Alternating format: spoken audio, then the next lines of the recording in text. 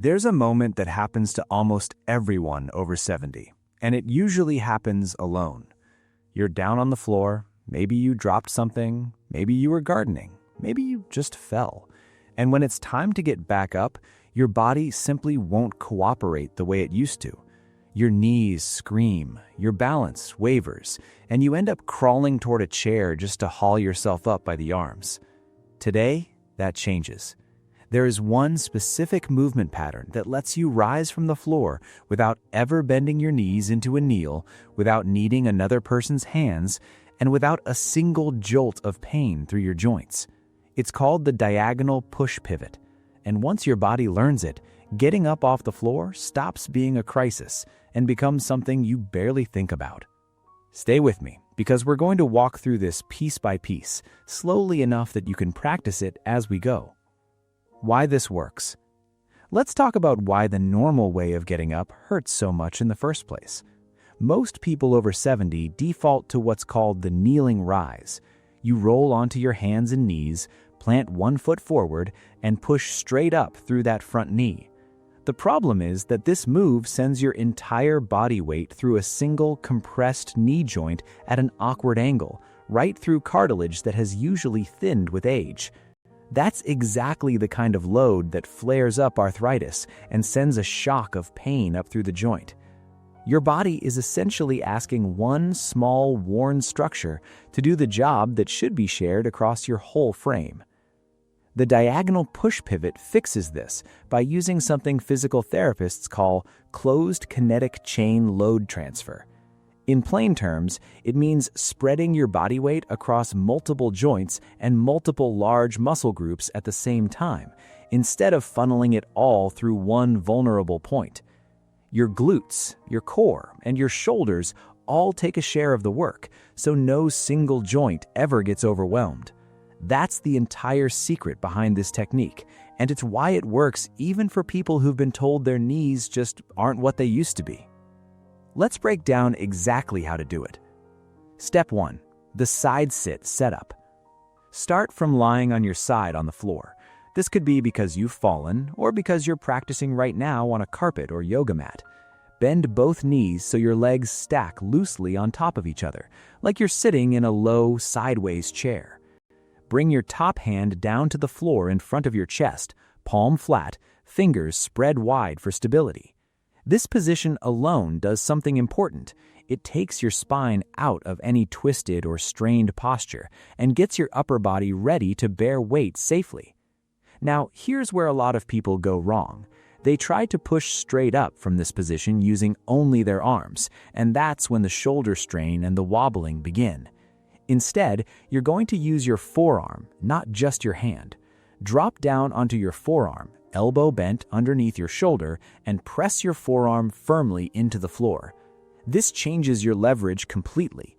A forearm plant gives you a wider, more stable base than a single palm, and it lets your shoulder work at an angle it was built to handle, rather than one that strains it. From here, walk your hips backward and let yourself come up onto your forearm and the side of your hip, so you're propped at an angle. Think of it like the beginning of a rise, not a full kneel. This is the bridge point of the whole movement, and it's worth pausing on because your body is learning a completely new motor pattern here. Take a breath. Feel how your weight is now shared between your forearm and your hip instead of being dumped onto one knee. Step 2 is the hip drive, and this is where the real magic of the technique happens. With your forearm still planted, bring your top leg forward so that foot is flat on the floor in front of you, knee bent at roughly a right angle. Your other leg stays folded beneath you for now. Here's the key instruction. Instead of thinking about pushing up with your leg, think about driving your hip forward and up towards the ceiling. This activates your glutes first, which are the largest and strongest muscle group in your entire body. When your glutes lead the movement, your knee is simply along for the ride instead of bearing the brunt of the force. As your hip rises, straighten your planted arm and let it act like a kickstand, supporting you as your torso lifts off the floor. You'll feel your body naturally come into a half-standing lunge, one foot flat on the ground, hip driving upward, hand still lightly grounded for balance. This is the point where most people who use the traditional kneeling method are grinding their kneecap into the floor. You're not. Your knee never had to touch down at all. Step 3. The stand-up finish. From that half-lunge position, shift your weight forward over your planted foot. Press down through your whole foot, not just your toes, and let your quadriceps and glutes finish the job together.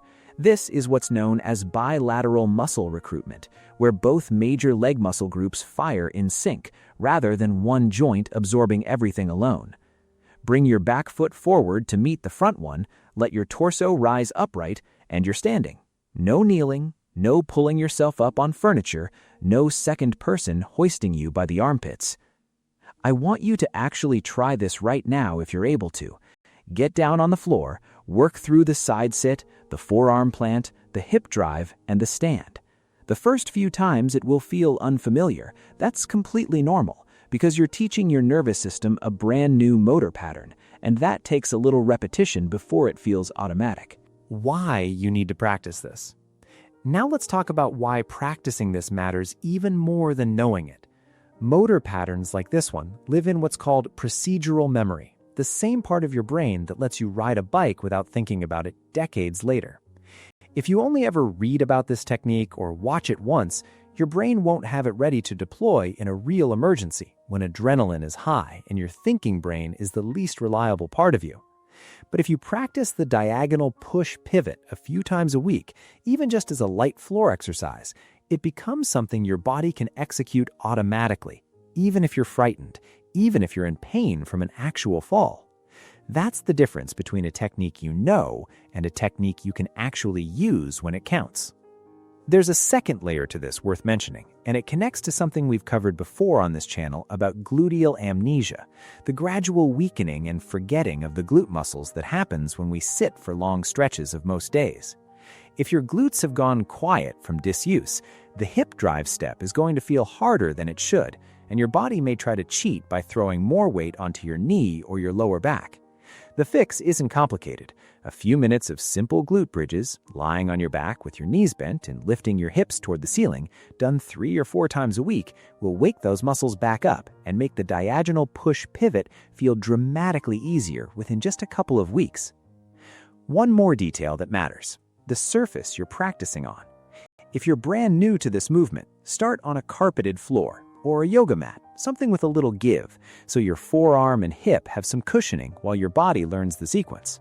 Once the pattern feels natural, practice it on a harder surface too, like a kitchen floor, because that's more realistic for an actual fall. You want your body confident on whatever surface it might actually need to perform on. If you have significant shoulder pain, a recent hip replacement, or any condition your doctor has specifically flagged around weight bearing on your arms, this is a good moment to have a quick conversation with them before practicing this on your own. For the vast majority of people, though, this movement is gentler on your body than the kneeling method most of us default to, precisely because it distributes the work instead of concentrating it. Let's recap the sequence one more time, because repetition is how this becomes second nature. You start in a side sit, plant your forearm and widen your base. You drive your hip up and forward, letting your glutes lead while your knee stays out of the equation. You finish by pressing through your planted foot, bringing your muscles in together and rising to standing. Side sit, hip drive, stand.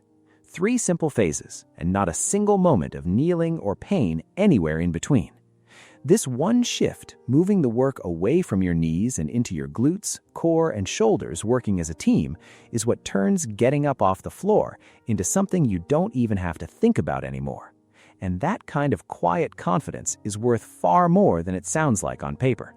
It means gardening without fear. It means playing on the floor with a grandchild without calculating the cost of getting back up. It means one less thing standing between you and simply living your life the way you want to. If this technique gave you something you can actually use, do one thing for me. Share it with someone in your life who still struggles to get up off the floor. It might be a parent, a neighbor, a friend from your walking group. This is exactly the kind of thing that's better shared than kept to yourself. And I'd love to know, when you tried the hip drive step just now, did it feel more natural than you expected, or did your glutes need some convincing? Let me know in the comments. I'll see you in the next one.